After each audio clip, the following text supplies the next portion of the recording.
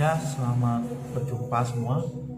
Saya akan mengatakan suatu kata motivasi dalam hidup ini, yaitu kunci untuk tetap semangat di dalam masa pandemi COVID dan masa krisis ini. Di masa COVID ini kita harus tetap menjaga imun dan iman. Imun itu berarti apa? Kita tetap harus gembira, optimis. Di masa virus ini kita nggak kelihatan virusnya di mana. Tapi ya kita tetap harus menjaga kesehatan, kita harus banyak olahraga, berpikir positif, terus kita mesti gembira, optimis. Kenapa? Kalau kita sedih, stres, imun tubuh kita turun, dan kita harus tetap menjaga iman kita kepada Tuhan yang Maha Kuasa, yang nggak kelihatan, lebih dahsyat dari virus. Karena Tuhan mau kita punya masa depan yang cerah. Dan juga kalau kita punya sahabat, carilah sahabat yang bukan pada saat Anda berada di top, tapi pada saat Anda memulai sesuatu, dia bersama Anda. Banyak orang ingin sukses duduk bersama Anda ketika Anda dalam posisi di atas, banyak duit, bikin dia gembira. Tapi tidak banyak orang yang bersama dengan Anda pada saat Anda berada di titik nol, pada bawah, membangun suatu kesuksesan. Nah, itu adalah orang-orang sahabat sejati Anda.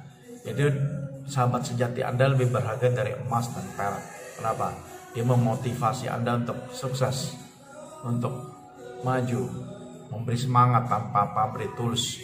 Banyak teman, tapi belum tentu semuanya mendukung impian Anda. Jangan sampai impian Anda dicuri oleh orang lain. Kenapa? Banyak orang yang belum tentu dia suka Anda sukses. Bisa aja diiri hati, bisa dia merasa persaingan. Jadi tetap semangat. Seperti hari yang kemarin berlalu tidak bisa kembali. Jadi kita harus maju hari esok. Seperti kita udah bakar perahu. Cuma dua kemungkinan. Kamu menatap nasib perahu terbakar, kamu tinggal satu pulau, atau kamu maju terus berperang. Nah, jadi kalau kita seorang pejuang sejati, mau pasukan Kopassus, pasukan komando pasukan khusus, dia dengan kemampuan terbatas, peralatan terbatas, tapi dia bisa mengalahkan situasi. Ketika dia dilepas ke hutan, dia nggak bawa apa-apa, dia cuma bawa satu pidok pisau komando, tapi dia bisa survive seminggu di hutan, dan dia bisa mengalahkan rasa kesendiriannya, keputusasanya, karena dia punya tekad, dia pasti menang, pasti dia lewat. Jadi tanamkan di mindset Anda, penderitaan itu hanya sementara, itu bantu loncatan, seperti melatih Anda menjadi pasukan khusus. Dan Anda akan tahu mana yang sahabat, mana yang hanya parasit. Jadi hidup ini cuma ada dua, sahabat yang bisa mendukung Anda, dan satu lagi parasit. Dia hanya datang ketika Anda memberi dia kenyamanan. Dia akan pergi ketika Anda tidak memberi dia kenyamanan. Jadi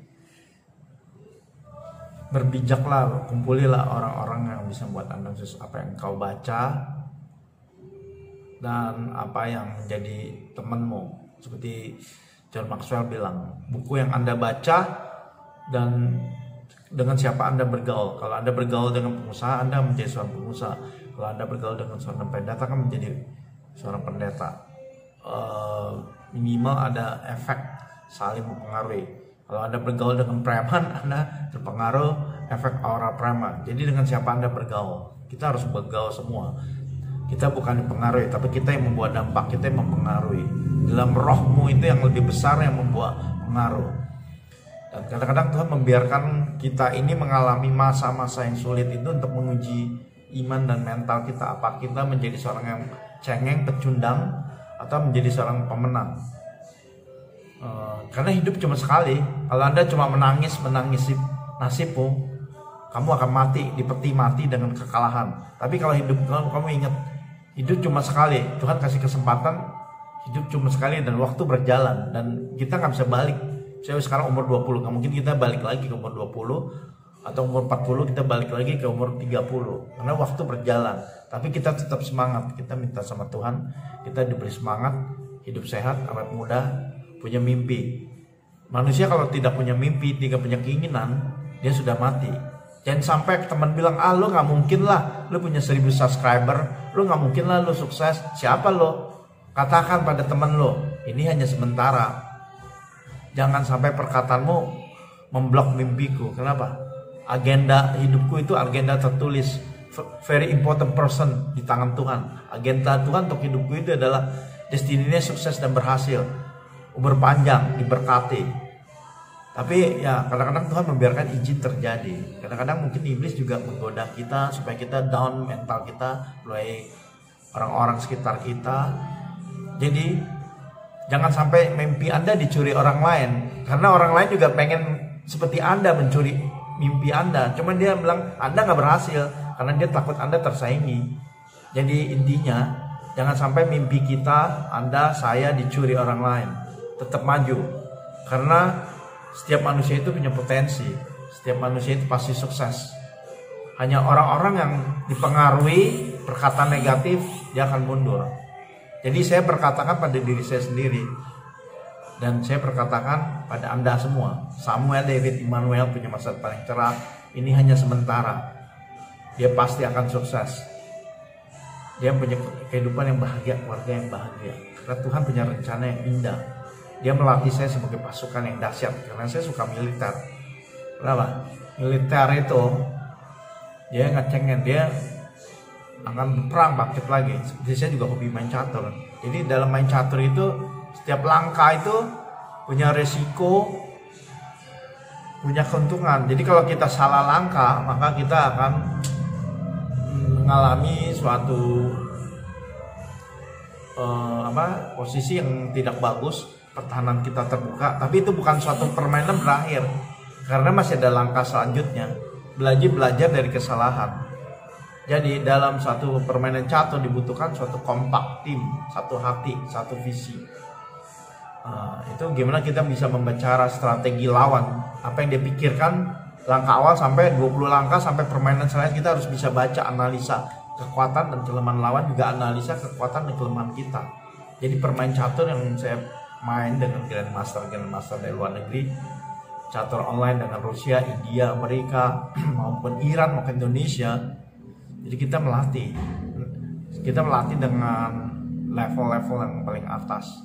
Jadi Tuhan memberi kita suatu otak, kita mesti berlatih bijak, terus hati yang dalam permain catur itu kita itu juga bermain mental. Kenapa? Kalau kita mentalnya sudah menyerah, kalah, padahal kita punya otak yang cerdas, maka kita sudah kalah.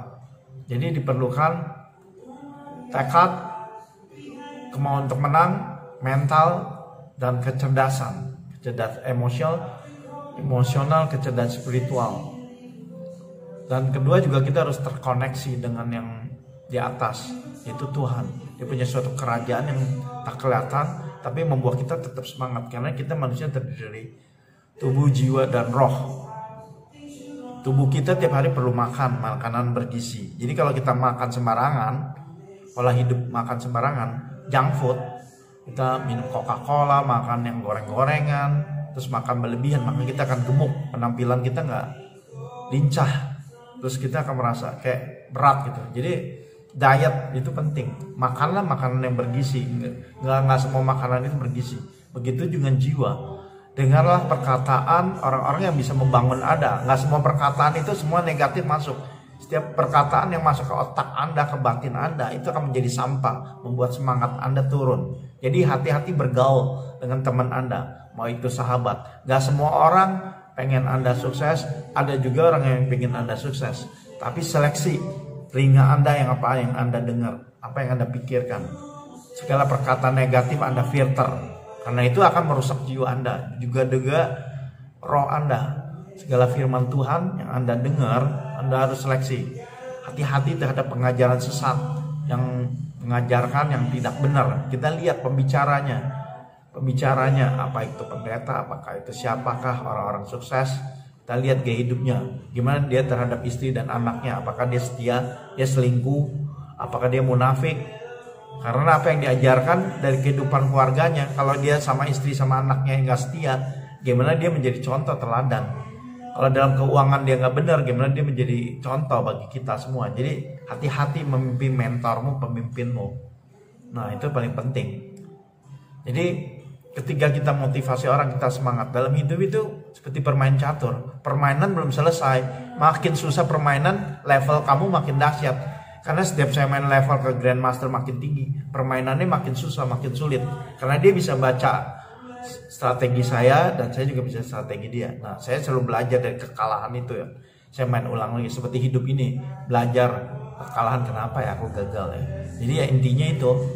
Jadi ya jangan pernah putus asa, bergaullah dengan orang-orang yang positif, orang-orang yang membawa seperti api, memotivasi kamu, dia mendukung kamu, mimpi kamu, bukan orang-orang yang bilang lu nggak bisa, lu gagal, lu nggak punya mungkin, lu nggak mungkin 1000 subscriber, lu nggak mungkin jadi hebat. Nah, orang-orang itu yang memblok Anda, tapi nggak apa-apa, itu seperti permainan catur, dia menyerang benteng pertahanan Anda, dan harus Anda membuat permainan yang kuat, dan ada serangan balik. Artinya apa? Anda buktikan Anda bisa, dan dia akan terdiam, dan dia orang-orang biasa gini, ketika lu sukses mereka datang, wah memuji Anda. Tapi ketika Anda memulai, nggak ada yang mau bantu, nggak ada yang mau mensupport Anda. Jadi manusia memang begitu. Tapi ya tenang, karena Tuhan itu kadang-kadang membiarkan kita berada di keadaan ini supaya kita bergantung sama Dia. Kalau semua teman mendukung kita kadang-kadang nggak perlu Tuhan. Jadi Tuhan izinkan supaya kita ini berdua dengan Dia. Jadi berdua kita dengan Dia, kita merenungkan ajarannya supaya kita makin bijak. Dan saya percaya ini suatu training bersama dengan Tuhan yang membuat saya untuk sukses. Dan saya percaya hidup cuma sekali, kenapa harus nangisin, ya kan? Kita harus tetap maju, hidup cuma sekali dan nggak pernah balik. Kita harus bersyukur masih bernafas, masih sehat. Saya pernah sakit malaria di Papua, berpingsan di Danau Sentani. Itu kan detik kayak langit pemandangan saya kayak mau ke alam lain gitu. Tapi ya Tuhan masih kasih kesempatan. Saya waktu itu hampir pingsan, saya di dekat Danau Sentani, terus saya dikasih minum teh manis, istirahat dekat puskesmas, saya bangkit lagi, terus saya balik ke Jakarta. Dan di Bali saya pernah kena demam berdarah dan malaria, saya kambuh lagi. Tapi ya sampai saya masuk rumah sakit sanglah 1 bulan dan kehilangan 4 kilo. Tapi ya Tuhan bilang waktumu belum tiba. Kenapa? Karena hidup saya harus membawa dampak. Kenapa? Nama saya Samuel, orang yang mendengar suara Tuhan. Dan David, orang yang mencintai Tuhan, orang yang suka bikin puisi, mazmur buat Tuhan. David adalah orang-orang yang dikasih Tuhan, walaupun mungkin dia orang-orang biasa. Dia pembunuh raksasa, seperti yang kaos yang saya pakai ini. The giant killer generation, David, the giant killer generation. We not walk by our power, our might. Kita bukan berjalan dengan kekuatan kita, tapi bukan berjalan dengan kepintaran kita, tapi kita berjalan bersama Roh Kudus.